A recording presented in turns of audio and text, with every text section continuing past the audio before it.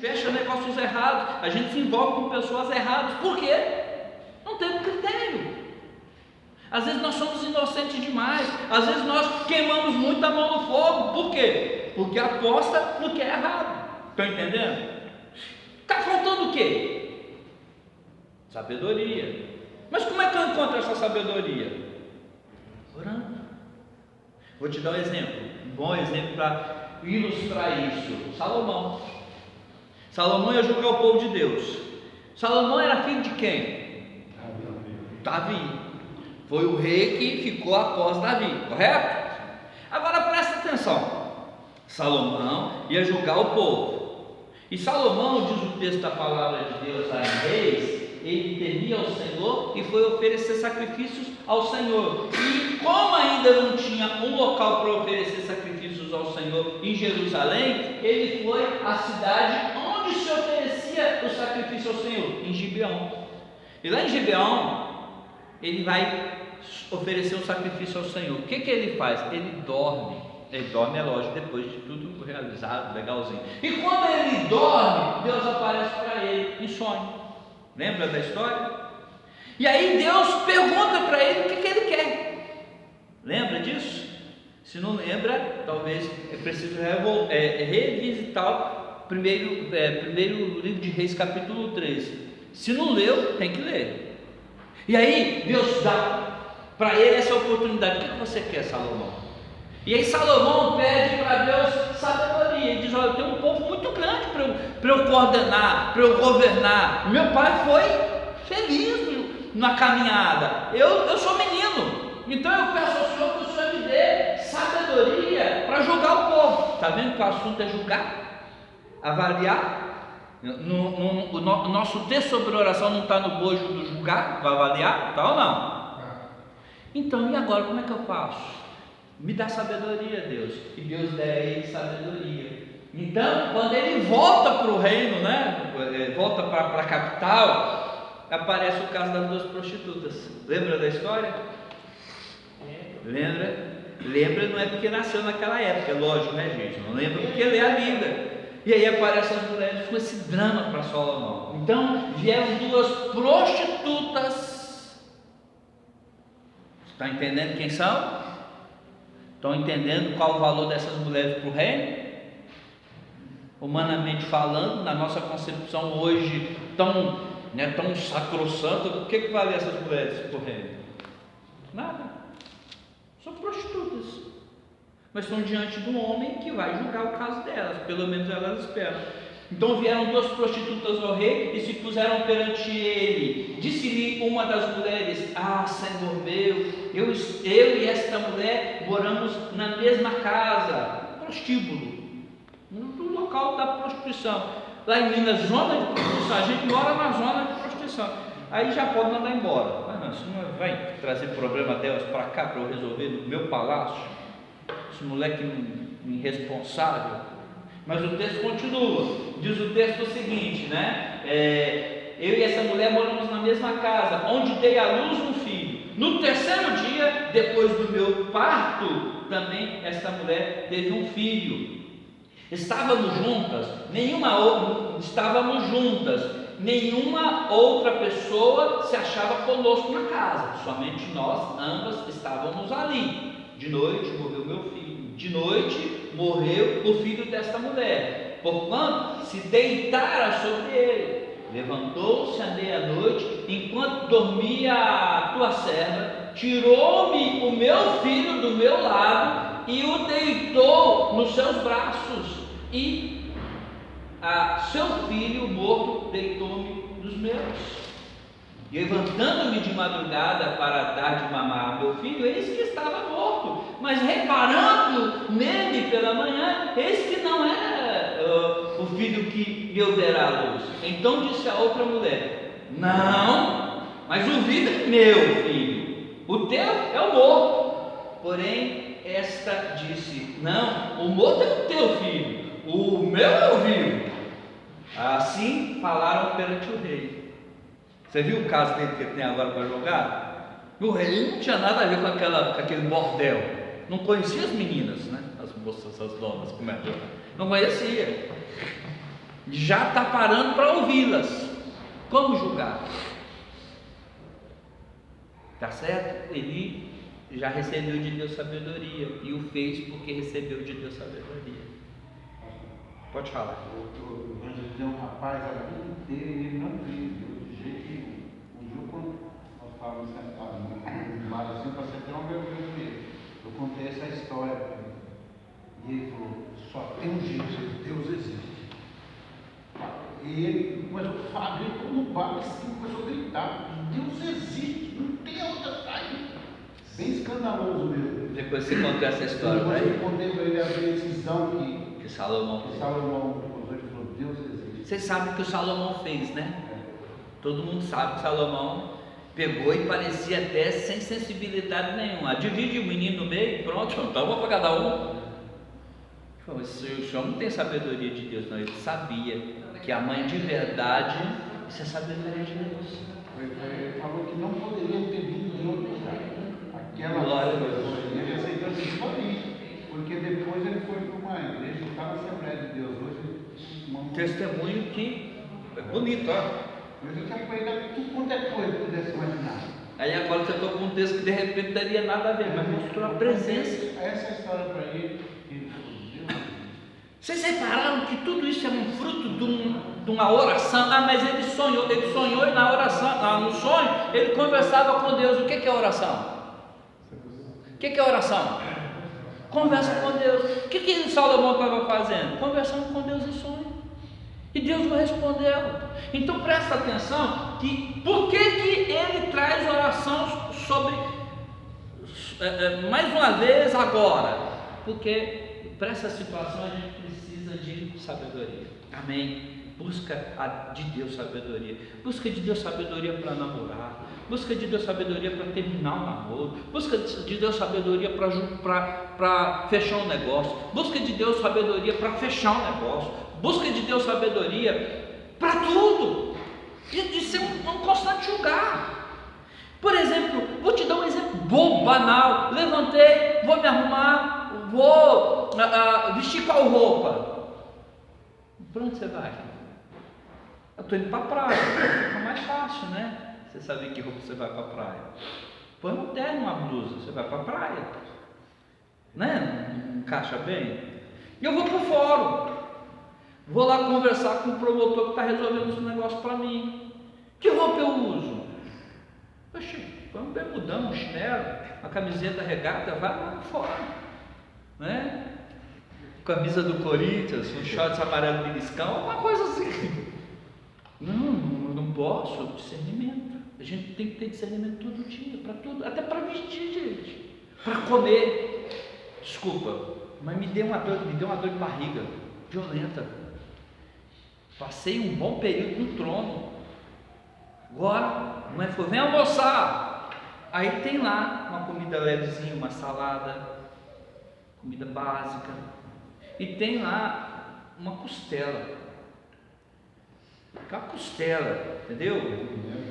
E aí tem lá, né, assim, só coisa, uma maionese. Para comer você precisa de discernimento. Você vai lá e vai comer o quê? É lógico que é costela. Filho, como assim? Discernimento, nós precisamos de discernimento. Algumas coisas, o hábito da vida faz nos permitir não precisar de voltar lá e orar e jejuar. Mas a maioria das coisas nos tem que fazer estar em oração e quebrantamento, dizendo: Deus, me dá discernimento, me dá discernimento. Eu tenho que julgar, a vida é feita de julgamento constante. E alguns precisam de uma oração extensa, outros precisam de você lembrar que a ordem é orar e sem cessar. Então ora sempre para Deus: Deus, me dá discernimento, o que eu vou falar com meu marido, como eu vou fazer isso, se eu vou ou não vou, entendem? Pode falar. Pastor, principalmente no momento de ira, né? Ou sobretudo, né? Quando a gente está irado, parece que ela Perdeu o sinal lá outra vez, acho. Conta aí para nós o seu problema de besteira na ilha, que aqui perdeu o sinal. Não tem problema. Você não quer? Não vai direto com ninguém. Já tá bom. Glória a Deus, glória a Deus. Mas no momento de ira, principalmente do casal, né? Marido e mulher, Acho que agora sim. Agora, mais um ponto, né? Presta atenção, para a gente não perder o fio aqui, né? Então, orar para quê? Mais sobre oração por quê? Porque nessa vida que a gente precisa estar sempre avaliando as coisas, a gente precisa de sabedoria. Mas tem uma outra razão no nosso texto e para o nosso texto, porque Deus estipula como o meio para adquirir boas dádivas. Por que mais oração? Porque é o meio que Deus estipulou para a gente ter boas dádivas. Deus disse, voltar um pouquinho. Deus disse o seguinte: quer ter boas dádivas? Quer ter boas dádivas? Quer? Ora. Quer ter boas dádivas? Ora. Quer ter boas dádivas? Vou ficar esperando aqui de braço cruzado. Não, filho, ora. Entendem isso? Então olha que interessante, né? Dr. Hendricks, ele diz o seguinte, ele diz que Paulo, na dinâmica da vida dele, passou por momentos que ele chegou a dizer, lá em 2 Coríntios, 1 Coríntios capítulo 2, versículo 16 a 17, quem porém é suficiente para essas coisas? Aliás, não é 1 Coríntios, é 2 Coríntios mesmo. Quem é suficiente para essas coisas? Essas coisas do julgamento, essas coisas da linda, essas coisas da vida. Quem é suficiente? Nós somos insuficientes para qualquer coisa. Você já reparou? Você já se sentiu incompetente, incapaz? Você já se sentiu diminuto, inferior? Já se sentiu assim? É lógico. E aí, Paulo diz: quem é suficiente para essas coisas? Para ser mais que vencedor, porque o contexto é esse do apóstolo Paulo, e ele diz que só teria uma resposta, né? Senão, pede. Você não é suficiente mesmo. Você não é suficiente. Você não é suficiente. Você não é suficiente. O que eu faço? Pede. Pedi e dá-se-vos-á. Então, quando eu estou nessa situação toda, qual é a resposta, Antônio? Vai orar. Precisa de orar. Precisa de se entregar à oração. E por que a gente precisa de se entregar à oração? É simples, porque esse é o meio que Deus resolveu para te abençoar.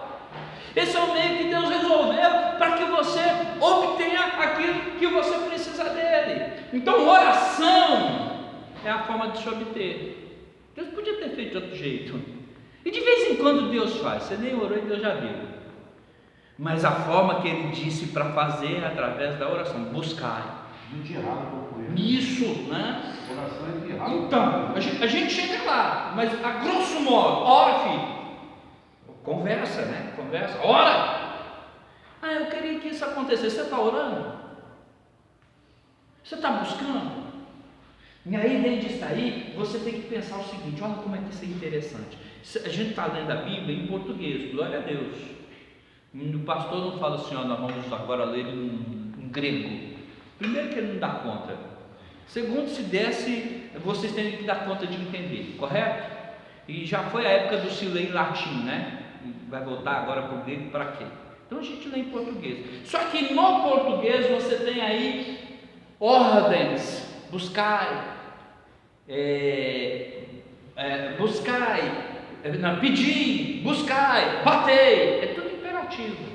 Só que na língua original você tem no grego lá, o imperativo ele pode estar no que a gente chama de auristo, que é uma forma do verbo em que o ato é conclusivo, tipo assim, se tivesse no auristo, o imperativo no auristo, estaria dizendo: fecha a porta, é um ato. Mas a gente também tem na língua em que que Mateus usou para escrever o nosso texto, o imperativo no presente. E aí seria de outra forma, seria: feche sempre a porta. Dá a ideia de continuidade. Então nosso texto, aí a ordem está no presente e não no auristo. Não como alguma coisa que você fez e não faz mais, mas alguma coisa que você fez, faz e fará. Entendem? Então a ordem é: peçam sempre e sigam pedindo, procurem sempre e sigam procurando, batam sempre e sigam batendo. Não há vez só. Continue fazendo, continue orando, continue buscando, continue batendo. Deixa eu uma pergunta.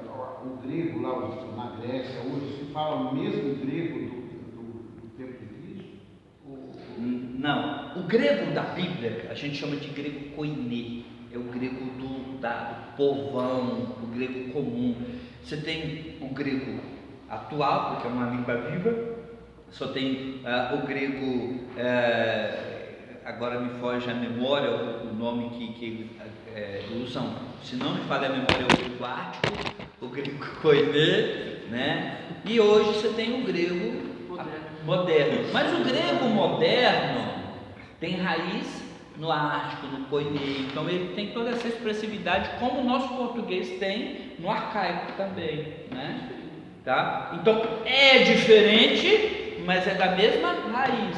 Então provavelmente as conjugações do verbo eles devem ter ainda o auristo, mas eu estou falando sem um conhecimento de causa precisa, mesmo no moderno, aquele ato conclusivo, uma ordem que foi feita e cumprida de uma vez, e tem o imperativo no presente, que é continue fazendo, continue fazendo. Então aí no nosso texto, Nicolas, a ideia é de que você tem que buscar quando? Sempre. Você tem que pedir quando? Sempre. Você tem que bater quando? Sempre. Então, preciso te julgar. O que é que eu preciso? Sabedoria. Como é que eu vou conseguir essa sabedoria? Orando. E orando quando? Sempre. Sempre e sempre e sempre. Porque esse é o meio que Jesus falou. Olha, presta atenção, olha aqui para mim.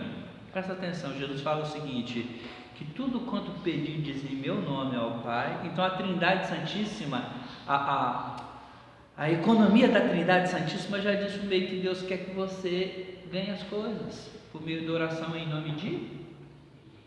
Por meio da oração em nome de? Sempre assim, sempre. E é interessante que nessa oração Ele vai revelando para você uma outra coisa que você não sabe orar. Mas Ele vai estar trabalhando em você, por você, com gemidos inexprimíveis, para que você possa, a um determinado momento da sua vida, ter uma coadunação da sua vida com Deus, que aquilo que você vai pedir é aquilo que Deus quer. A gente muitas vezes não consegue isso, né? Mas na prática da oração, da conversa com Deus, você vai começar a saber o que Deus quer, e você vai pedir o que Deus quer, porque você sabe que a vontade de Deus é o quê? É boa, é perfeita e agradável. Entendem isso? Entendem? Então, dentro disso aí, olha que interessante. Você pega que Jesus dá ilustrações. Ele não dá uma ilustração aí? Dá ou não dá uma ilustração? Versículo 9, 11 e 10, ele traz para nós a ilustração. E ele traz para nós a ilustração de um homem que, né, um pai, que se o filho pede o que para ele? Pão, ele vai dar o quê? Pão, não vai dar pedra. Se pede para ele peixe, ele não vai dar o quê? Ele não vai dar cobra, ele vai dar peixe. E Lucas coloca mais um elemento. Qual é o elemento de Lucas? Vamos ver se vocês lembram que foi o nosso primeiro texto. Escorpião. Você pediu para o seu filho, você pediu para o seu pai um ovo, pai não vai dar escorpião. Gente, olha que interessante, porque na oração você conhece o caráter de Deus. Como assim, pastor? Sim, não é tão simples, mas olha que interessante.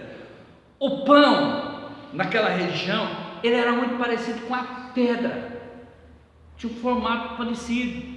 Então, o pai, ele não vai brincar com você, ele não vai iludir você. Você pede um pão e te dá uma pedra. Se o pai não ilude você, Deus vai iludir você. Presta atenção. Seu Deus não vai iludir você. A cobra aí, na verdade, não é cobra, é um peixe que a gente chama de peixe-cobra ou uma enguia. Só que os judeus eram proibidos de comer enguia.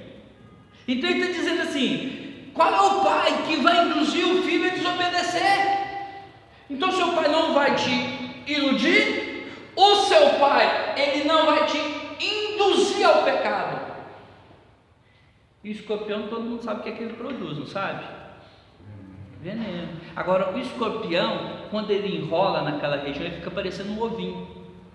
Então, teu pai, ao invés de te dar um ovo que é alimento, vai te dar veneno. Então, se o teu pai não te ilude, não te induz ao erro, e se o teu pai não te envenena, quanto mais o Pai Celeste. Olha que figura extraordinária. Sabe por quê? Porque atrás dessa figura extraordinária, Deus está dizendo que ele não é como os deuses daquela época. Por exemplo, na cultura deles existia um panteão de deuses, né? Não para os judeus, tá bom? Não para os judeus. Mas na cultura deles, na cultura dos romanos, dos gregos, existia um panteão de deuses. Dentre eles, por exemplo, tinha Zeus. E tem uma história mitológica muito interessante, né? Que conta a história de Aurora, a deusa do alvorecer. Ela se apaixonou por Teotônio. E aí Zeus fez uma brincadeira com ela. O que você quer para Teotônio, né? E ela pediu para Zeus que ele fosse imortal. Aí Zeus deu para ela essa oportunidade. É mitologia, viu, gente? Isso não é verdade não, tá bom? Aí Zeus deu para ela a oportunidade de oração. Ela disse assim: eu quero que ele nunca morra. E Zeus o fez. Só que ela esqueceu de um detalhe. Qual era o detalhe? Eu quero que ele nunca morra, mas nunca fique velho. Aí era uma pegadinha desse Deus. Por quê? Porque esse não morria, mas envelhecia. Então aquilo que acabou sendo um pedido dela se tornou para ela uma maldição. Deus da Bíblia não é assim. Esse Deus de pegadinha. O Deus da Bíblia não induz você ao erro. O Deus da Bíblia não te mata. Deus do Pai do Senhor Jesus Cristo, Ele não vai te dar aquilo que você vai acabar se envenenando. Olha que coisa maravilhosa, gente. Coisa maravilhosa, isso aqui é fantástico. Jesus está dizendo: peraí, vocês estão orando para o Deus Todo-Poderoso. Ele vai dar para vocês o que vocês precisam, né? Muitas vezes não é o que a gente quer. Com certeza. Quase sempre. Com certeza. E é muito interessante, porque esse seria o último ponto da nossa reflexão hoje, né? E só pincelar esse terceiro ponto e o último ponto, que é isso mesmo. Mas olha que interessante. Por que mais de oração? Porque a sabedoria é dada através da oração. Por que mais de oração? Porque eu vou dar as coisas através da oração. E que tipo de oração? É interessante que aqui, né, você tem pedir, você tem buscar e você tem bater. E através dessas três atitudes, Antônia, Lu, o que você tem? Você tem, por exemplo, no pedir, humildade. Porque quando você pede é porque você não tem. Você chega diante de Deus e diz: não tem, Senhor. Eu careço, eu tenho falta, eu sou limitado, eu preciso. Gente, Deus quer que você chegue diante dele com humildade. É interessante que na oração daqueles que subiram ao templo para orar, o fariseu não pede nada. Eu só diz graças a Deus porque eu não sou como os demais pecadores. Jejum, dou dízimo, né? Já o publicano, ele não fala nada de si, além do fato de que é pecador, mas ele pede: tem misericórdia de mim. Oração é um ato de humildade. A oração é um ato de alguém que precisa, de que carece. A oração não é para arrogância. É isso que reconhece que não é suficiente. Então, pedir. Você está dizendo: eu não tenho, eu careço. Mas também, dentro dessa temática, a oração diz para buscar, é agir. Ora e ora, reconhecendo sua carência, e ora agindo. Ora agindo por quê? Porque às vezes, sabe, a gente ora, mas não faz nada. Então, uma oração que é acompanhada de ação. Não adianta você pedir sabedoria a Deus se você não vai ler a palavra dele. Então, pedir, buscar. Busquem. Eu quero sabedoria de Deus. Deus, eu quero sabedoria, eu quero sabedoria. Legal, filho, que bom, que bom. Então, você não tem sabedoria? Tem não, sou rude. Que interessante. Então, vamos lá. Bíblia. Tá em casa. Não é isso. Leia a Bíblia, vou ler a Bíblia. Vou começar a ler a Bíblia. Vá para a igreja. Comece a se desvencilhar da sua vontade e viva a vontade de Deus. Então, você está pedindo e buscando. Buscar a ação. A nossa oração, ela tem que ser com ação. Não adianta a gente ficar assim: Deus, abençoa a ida no vale, abençoa. Entra no ônibus, filho. Coloca seu tênis, vai visitar as casas. Aí a sua oração já virou Uma oração, ação. Uma oração, ação. A coisa já está fluindo, a coisa já está acontecendo. Senhor, transforma a vida do meu avô. Já pregou o evangelho para ele? Estou pregando. Preciso de sabedoria. Então, vai ali. Vai no domingo na escola dominical. De repente, pastor, o professor tem uma palavra para você, ó, que você fala, isso é para mim. Já veio na igreja e você falou assim depois da mensagem, isso é para mim. Já? Eu Sai falando, seu pastor, por que você quer pregar para É bem assim, né? Então, olha que interessante. Então, bater é perseverança, é fé. Bater é perseverança, é fé. E bater é perseverança e é fé, porque você, como adorador, sabe quem está por trás da porta. Quem está por trás da porta? Quem está por trás da porta? Pai! É o Pai que está lá. Eu posso bater. Deus. Por que você está batendo tanto nessa porta? Porque o meu Pai está lá, e o meu Pai daqui a pouco vai abrir essa porta. Olha que coisa maravilhosa, é fé, perseverança. Você não acredita que o seu pedido pode ser ouvido por Deus, filho? Acredita, então bate na porta. Deixa eu só fechar aqui, que isso é importante. Então, agora fechando, é importante mais sobre oração, porque a gente precisa de oração para discernimento, para julgar as coisas da vida. A gente precisa de oração porque a forma como Deus vai receber. A gente precisa de oração porque a gente observou aqui que a oração, ela nos humilha, ela nos coloca em ação e ela nos mostra fé. Por fim, por que mais de oração? Porque ela é a porta para entender que o Pai dará o que é bom. Gente, presta atenção.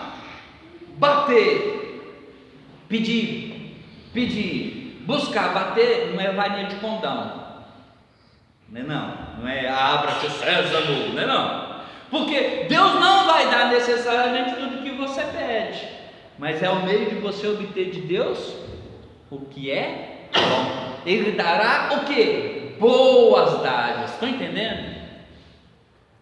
E na oração, porque a conversa com Deus, ele vai estar dizendo, isso não é legal não, Felipe, legal não, tá legal não. Aí o Felipe orou uma vez, 2 vezes, Paulo, 3 vezes ele pediu para Deus tirar o que da carne dele? Espinho. Ele pediu, ele estava orando. Aí chegou na hora que Deus falou assim, é graça, você vai viver da graça. Então tá bom, eu vou orar, até que Deus responda a minha oração, até que Deus mude a minha oração. No caso de Paulo, Deus fez o quê? Senhor, tua graça me basta, agora eu vou me gloriar na minha fraqueza, porque quando eu sou fraco, então é que eu sou forte. Está aí, Deus, muda a oração, mas não parou de orar. Então Deus respondeu, mas Deus respondeu dando a ele não necessariamente o que ele pedia, mas o que ele precisava. Amém? Deus não vai dar tudo que você pede, mas Deus vai dar tudo que você precisa, que é bom. Olha, Dr. Lloyd Jones, ele diz algo interessante, ele dava graças a Deus por não ter recebido tudo que pediu. Eu também, glória a Deus. Glória a Deus, Deus não deu tudo que eu pedi, ufa.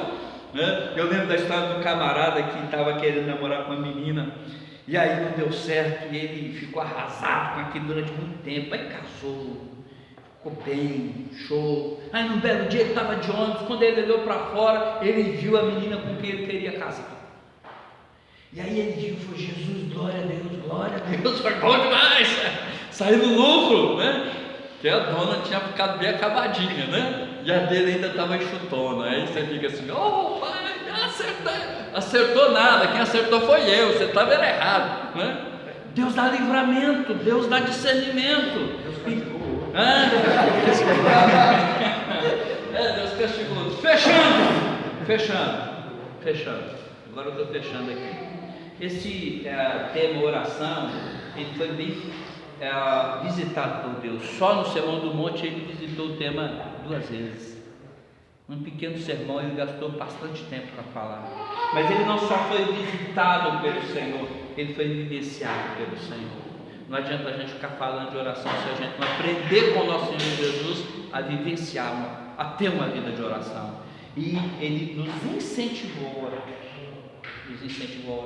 E que Deus nos dê a graça de não só aprendermos sobre oração, mas termos uma vida de oração. Oração é essencial. A vida da gente, a gente tem que ter discernimento todo dia. Então todo dia, para todo dia, a gente tem que orar. Orar e orar e orar. Amém? Pode falar. Uma coisa assim, que às vezes nós pedimos em oração, oramos e buscamos sabedoria em algum ponto, e Deus nos dá sabedoria, entendimento, e a gente toma a decisão errada. E a gente quebra a cara. Eu já passei por isso algumas vezes. De orar, Deus me dá o discernimento, e eu tenho convicção de que aquilo eu deveria ter feito, mas eu achava que do outro lado era mais melhor, mais fácil, e ter agido depois eu ter sofrido consequências assim, né? Até em questões pessoais, de venda de alguma coisa, compra de alguma coisa, e isso acontece. A gente pede sabedoria, Jesus responde e a gente não aceita. Muitas vezes, o que acontece com a gente, que nascemos na igreja, é que às vezes a gente usa a oração, mas a gente não está nem tão interessado na resposta, mas num álibi, num cúmplice. E Deus nunca é cúmplice. Mas você já tomou decisão. Isso acontece com a gente muito no aconselhamento. A pessoa vem falar alguma coisa, a gente já sabe que ela tomou decisão. Mas ela está querendo que de alguma forma a gente anula o que ela quer, porque depois, quando ela quebrar a cara, ela fala assim: mas o pastor que falou para eu fazer isso. Então nós temos essa tendência na busca do aconselhamento, na oração, mas só que não é perdido, porque por você ser servo, você hoje está maduro o suficiente para pegar alguém que está passando pelo mesmo caminho e contar a sua história para ele. Fala assim: olha, você está fazendo um pedido, mas você não quer saber a resposta. E Deus vai te dar a resposta e você vai ignorar. E deixa eu te contar um pouco da história de quem ignora. Olha o tanto que eu sofri por não ter submissão ao querer de Deus. Então hoje você teve que aprender na prática, infelizmente. Mas outros podem ser poupados de frustrações como você sofreu, que você pode sentar do lado dele. Paulo vai dizer para nós que nós consolamos com a consolação que a gente recebe. Seria bom se a gente tivesse tido humildade, mas não teve. Fazer o quê? Ensinar para as pessoas que estão passando pelo mesmo caminho, dizendo: ó, eu sei o que é isso, e eu sei as consequências disso, eu quero te contar as consequências disso, para que você, ao ouvir a resposta de Deus, você se entregue à resposta de Deus, porque Deus não vai brincar, e Deus não vai te dar escorpião, Deus não vai te dar cobra, e Deus não vai te dar pedra, Deus não vai te iludir. Então a sua experiência hoje ajuda a gente. É ruim você ter que passar por ela, mas hoje você pode analisar para abençoar o povo de Deus. Nada é perdido. E aí eu encerro dizendo que a dor de Jó não é perdida.